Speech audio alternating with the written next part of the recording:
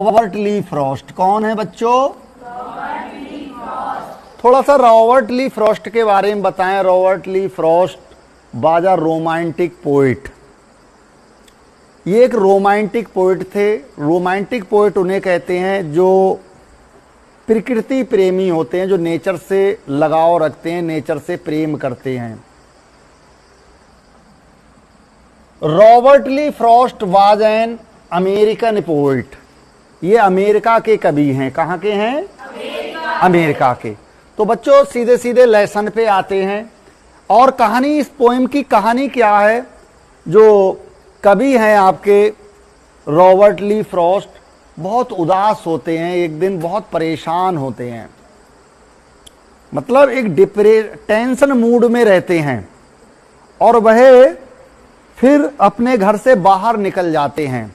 जब वह अपने घर से बाहर जाते हैं तो सर्दी का मौसम होता है, पेड़ पर बहुत कोहरा छाया हुआ था, बर्फ।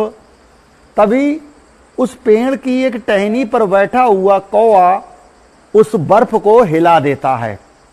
मतलब बर्फ जो कोहरे के रूप में थी वो कवि के ऊपर फुहार के रूप में गिर जाती है। समझ में आ रहा है?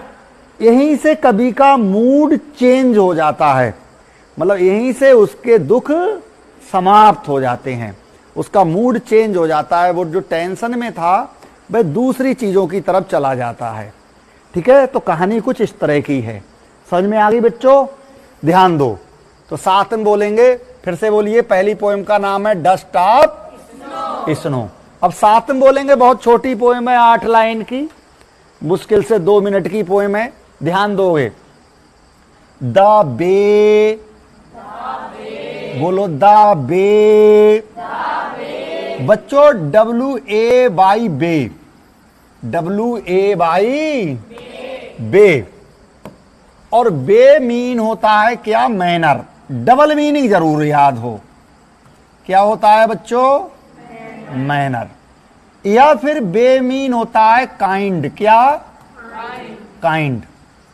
अब मैनर मीन ढंग, काइंड मीन प्रकार।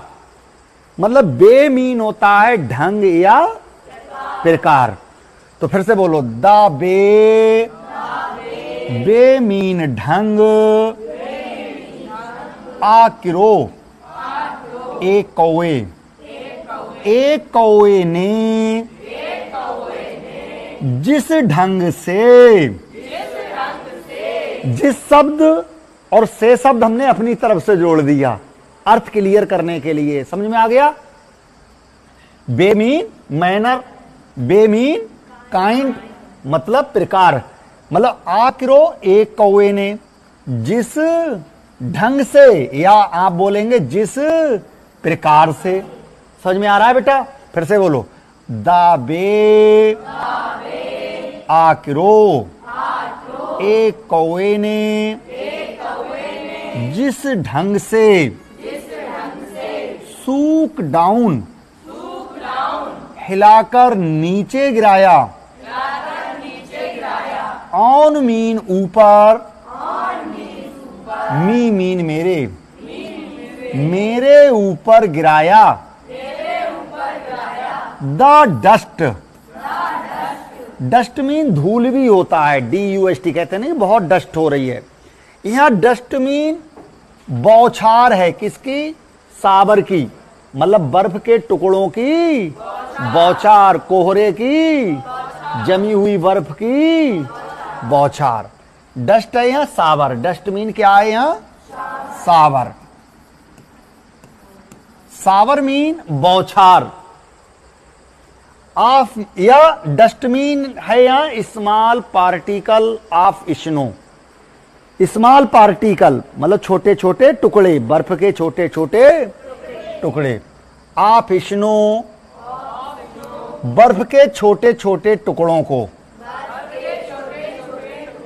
एक कौवे ने जिस ढंग से बर्फ के छोटे छोटे टुकड़ों को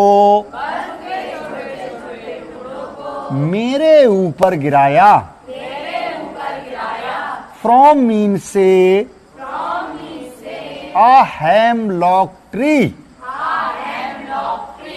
आ हेमलॉक ट्री मीन होता है पॉइजनस ट्री। क्या? हेमलॉक मीन होता है पॉइजनस,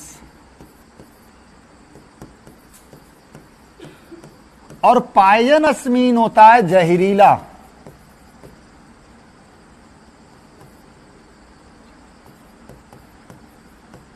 जहरीला मत या विषैला।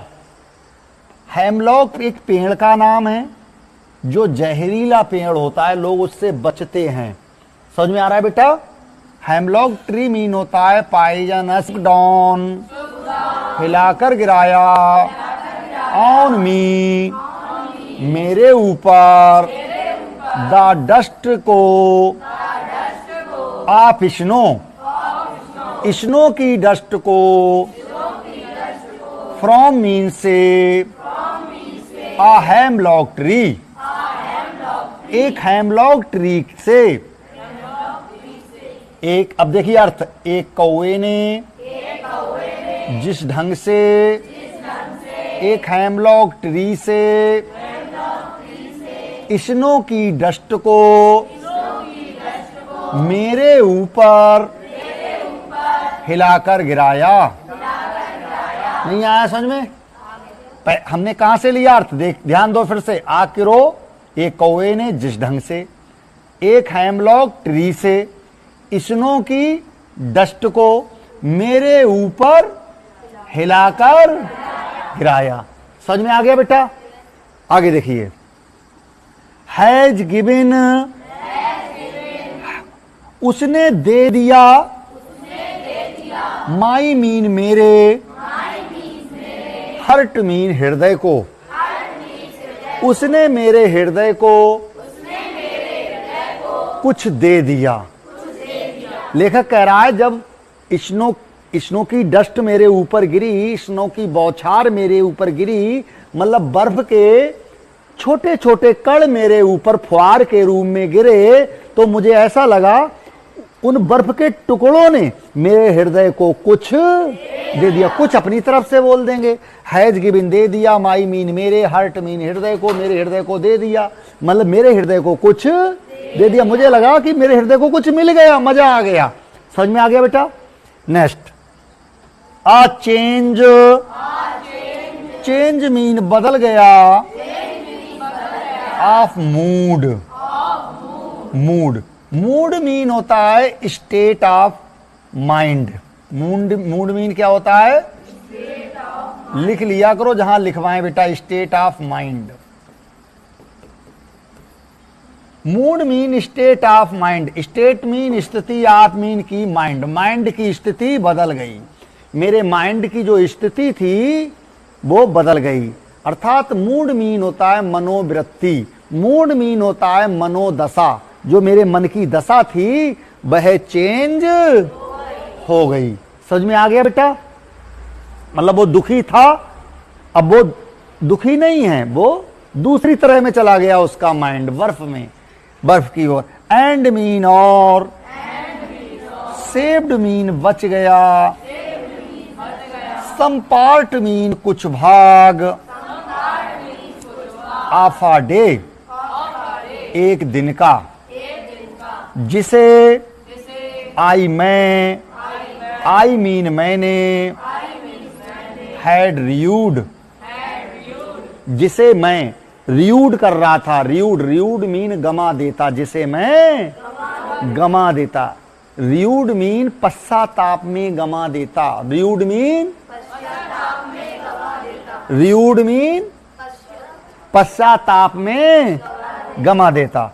रियूड का मीनिंग होगा हेल्ड रीग्रेट। लिखा जरूर करा करो जहां भी लिख रहे हैं रीग्रेट, क्योंकि ये मीनिंग पूछ सकता है स्टांजा के नीचे कि रियूड का मीनिंग क्या है, तो हेल्ड रीग्रेट। रियूड मीन पश्चाताप में गमा देता, जिसे मैं पश्चाताप में गमा देता। आगे देखिए फिर से, मेरे हृदय को कुछ दे दिया, उसने मेरे हृदय को कुछ, मतलब जो बर्फ मेरे ऊपर गिरी, बर्फ के कण जो मेरे ऊपर गिरे, उसने मेरे हृदय को कुछ दे दिया। और मेरी मनोदशा चेंज हो गई और एक दिन का कुछ भाग बच गया जिसे मैं पश्चाताप में गमा देता, बर्बाद कर देता। नहीं आई समझ में पोएम? एक बार फिर से याद करो, बिना देखे याद कर लेना इस पोएम को। बोलो, दाबे आक्रो सूक डाउन ऑन मी। दाबे मीन जिस ढंग से, आक्रो एक कौवे ने, सूक डाउन मीन हिला कर गिराई, ऑन मी मीन मेरे ऊपर, द डस्ट ऑफ स्नो बर्फ के कण, फ्रॉम अ हेमलॉक ट्री एक धतूरे के पेड़ से, एक पाइजनस ट्री से। भाई हेमलॉक ट्री का मीनिंग पूछे तो आप पाइजन ट्री लिखेंगे आप, ठीक है। हैज गिवन उसने दे दिया, माई हर्ट मेरे हृदय को, उसने मेरे हृदय को कुछ दे दिया। आ चेंज एक चेंज आ गया, एक परिवर्तन आ गया। ऑफ मूड मूड में, मनोदशा में, और स्टेट ऑफ माइंड में एक परिवर्तन आ गया। एंड सेव्ड और बच गया, सम पार्ट कुछ भाग, ऑफ अ डे एक दिन का, जिसे मैं हैड रियूड पश्चाताप में गमा देता।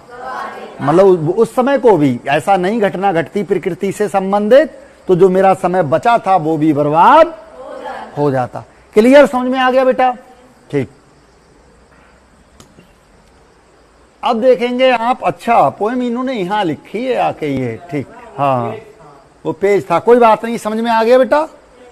ठीक। पोएम फिर से है, ये समझ में आई गई, पढ़ाई दी मैंने। अच्छा एक मिनट, थोड़ा सा आपको बता दें, देखिए ये हेमलॉक ट्री है, ठीक है, इसके नीचे रॉबर्ट ली फ्रॉस्ट बैठे हुए हैं, निराश हैं, निराश दिख रहे हैं नहीं दिख रहे हैं, और ये कौवा बैठा है हेमलॉक ट्री की ब्रांच पे, ठीक है। अब ये कौवा जब हिलाता है, ये बर्फ है सफेद सफेद जगह जगह, ठीक है, जब बर्फ इनके सिर पर गिरती है, इनकी बॉडी पर गिरती है, तो ये प्रसन्न अवस्था में आ जाते हैं, बहुत खुश हो रहे हैं। देखो खुश हैं नहीं है, ठीक है, तो जो वो उदास थे वो खुश हो जाते हैं। पोएम पढ़ाई दी आपको। अब देखिए इस पोएम का सेंट्रल आइडिया, सेंट्रल आइडिया आपको बता दिया कितने अंक में आता है? 3 अंक में, और यही आएगा इस वर्ष में, बता दे रहा हूं आपको। डस्ट ऑफ स्नो, परेशान ना हो बिल्कुल। देखिए central idea, the poem dust of snow has been composed,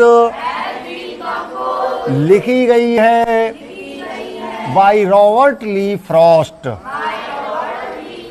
Robert Lee Frost के द्वारा लिखी गई है।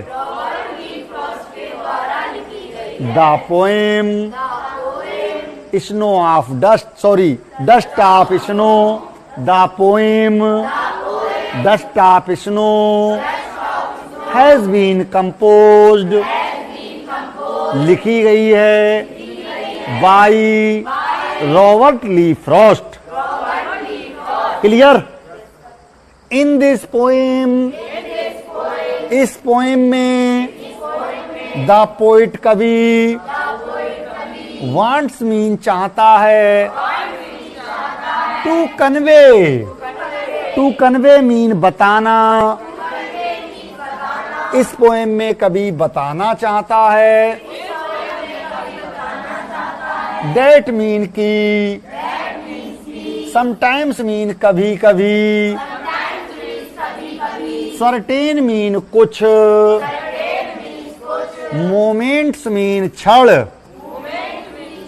कुछ क्षण, और मीन या, एक्शंस मीन कार्य, विच मीन जो, आर मीन होते हैं, सिंपल साधारण।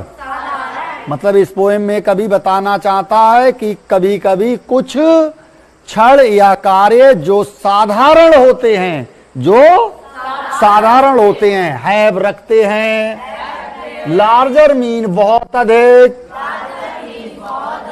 सिग्निफिकेंस मीन महत्व, बहुत अधिक महत्व रखते हैं। मतलब चीजें तो छोटी होती हैं, साधारण होती हैं, लेकिन वो महत्व बहुत अधिक रखती हैं। भाई बर्फ है, बर्फ की बौछार थी, एक साधारण बात है सर्दी के मौसम में, लेकिन उसने मूड ही चेंज कर दिया, है ना। They mean way, can change, बदल सकती हैं, द मूड को, और या लाइफ जीवन को, ऑफ अ पर्सन एक व्यक्ति के, वे एक व्यक्ति के मूड या जीवन को बदल सकती हैं। क्लियर। द पोइट कवि, इज सिटिंग बैठा हुआ है, अंडर नीचे, अ हेमलॉक ट्री, इनसाइड दुख में, दुख में, एंड और डिप्रेसिव उदासी, उदास, मूड मनोवृत्ति में। कभी एक पेड़, एक हेमलॉक ट्री के नीचे दुख और उदास मूड में बैठा हुआ है, होप और पॉजिटिविटी से भरा हुआ है। समझ में आ गया सेंट्रल आइडिया बच्चों। अब इससे संबंधित क्वेश्चन देखिए, ये पैरा दिया हुआ है द वे, फर्स्ट पैरा, और इस पैरा के नीचे दो क्वेश्चन दिए हुए हैं। पहला क्वेश्चन है आपका, व्हाट क्या इज है a dust of snow, dust of snow क्या है। Option particles of a clay, बताओ कौन सा ऑप्शन ठीक है, पार्टिकल ऑफ स्नो। दूसरा क्वेश्चन है, नेम लिखो the poet of the above lines, above lines के कवि का नाम लिखो। तो आपको मालूम है रॉबर्ट फ्रॉस्ट, और ली भी आ सकता है, रॉबर्ट ली फ्रॉस्ट, शॉर्ट में भी आ सकता है। समझ में आ गया बेटा। तो ये इसके आंसर हो गए। ठीक है, आगे देखिए, इसी पैरा से संबंधित और ये और भी क्वेश्चन बन सकते हैं। ये पैरा 23, 24, 25 में लगातार पूछा गया है, और यही क्वेश्चन। ठीक है, बाकी क्वेश्चन भी बन सकते हैं इस पैरा से संबंधित। और मीन या, चुनिए द करेक्ट स्टेटमेंट। ठीक है, हेमलॉक कौन सा स्टेटमेंट करेक्ट है, चार ऑप्शन है आपके सामने। A hemlock is a tree with, बोलो, hemlock is a tree known for furniture making, hemlock is a tree wearing, बताओ, हेमलॉक इज अ पाइजन, हाँ, पॉइजनस ट्री, पाइजनस, पाइजन माने होता है जहरीला, ट्री, हेमलॉक ट्री है वो जहरीला वृक्ष है, हर कोई उससे बचता है, अशुभ माना जाता है। एक कौवा, एक हेमलॉक ट्री अशुभ माना जाता है, और ये दोनों चीजें कवि के लिए क्या हो गई, शुभ। समझ में आ रहा है। तो ऑप्शन आपका कौन सा ठीक है, डी। किससे समझा आपने, पाइजनस ट्री से। ठीक। दूसरा question, name of the poet, above lines तो आपको मालूम ही है। ठीक है, रिपीट हो गया फिर से, है ना। फिर इसी पैरा से संबंधित और या, who was sitting in the tree, tree पर कौन बैठा है, आकिरो। नेक्स्ट देखिए, वेयर कहाँ वाज था द पोइट, कवि स्टैंडिंग खड़ा हुआ, कहाँ खड़ा हुआ था, अंडर अ, ठीक। अगला देखिए, अगला स्टांजा, सेकेंड स्टांजा, इससे संबंधित पहला क्वेश्चन था, क्रो कौआ है चेंज्ड, चेंज कर देता है द मूड, मूड को ऑफ द पोइट, कवि के, बाई द्वारा, किसके द्वारा चेंज कर देता है? हाँ, shaking the snow from the tree, मतलब पेड़ से स्नो को सेकिंग करता है। सेकिंग माने हिलाकर नीचे गिराता है। द पोइट इज ट्राइंग, कोशिश कर रहा है, टू सजेस्ट करने की, डेट की, क्या सजेस्ट करने की कोशिश कर रहा है? स्मॉल थिंग्स, स्मॉल थिंग छोटी छोटी चीजें, ब्रिंग लाती हैं, बिग बड़े, चेंज परिवर्तन इन लाइफ जीवन में। यही ठीक है क्या? बताओ, यही ठीक है। नेक्स्ट है, हाँ ये आंसर होगा इसके, क्यों बच्चों? हाँ, वाट क्या वाज था द इफेक्ट, वाट क्या वाज द इफेक्ट, प्रभाव पड़ा, ऑफ द फॉल गिरने का, ऑफ द डस्ट डस्ट का, ऑफ स्नो स्नो की, डस्ट का, ऑन द पोइट कवि पर, चेंज चेंज बदल दिया, हिज मूड उसका मूड। वाट क्या वाज सेव्ड बच गया, फॉर द पोइट पोइट का क्या बच गया? सम पार्ट कुछ भाग, ऑफ द डे का कुछ पार्ट बच गया। नेक्स्ट देखिए, ये पैरा से संबंधित क्वेश्चन थे, पैरा से पहले पैरा देगा, फिर उसके नीचे 2 क्वेश्चन देगा, ठीक है, वो मैं आपको बता चुका। फिर भी कुछ क्वेश्चन मैंने अलग से लिखे हैं, ये भी आपको याद होना चाहिए, ठीक है। The poet of the poem, poem के कवि का नाम आपको मालूम है। The tree, the tree mean पेड़ से, बाद सेकंड डाउन, सेकंड डाउन किया गया, क्या सेकंड डाउन किया गया? द ट्री पेड़ को, बाद सेकंड डाउन हिलाया, हिलाया गया, बाई द्वारा, किसके द्वारा हिलाया गया? क्रो के द्वारा। नेक्स्ट है, the mood off the poet, कवि का मूड, वाज चेंज्ड बदल गया, बाई द्वारा, किसके द्वारा बदल गया? अब देखिए स्नो भी है, स्नो के द्वारा बदल गया, क्रो भी है पेड़ पर, क्रो के द्वारा मूड बदला उसका, या स्नो के द्वारा बदला, या द हेमलॉक ट्री के द्वारा बदला? नो, फॉलिंग मीन गिरने से, of the dust of snow, dust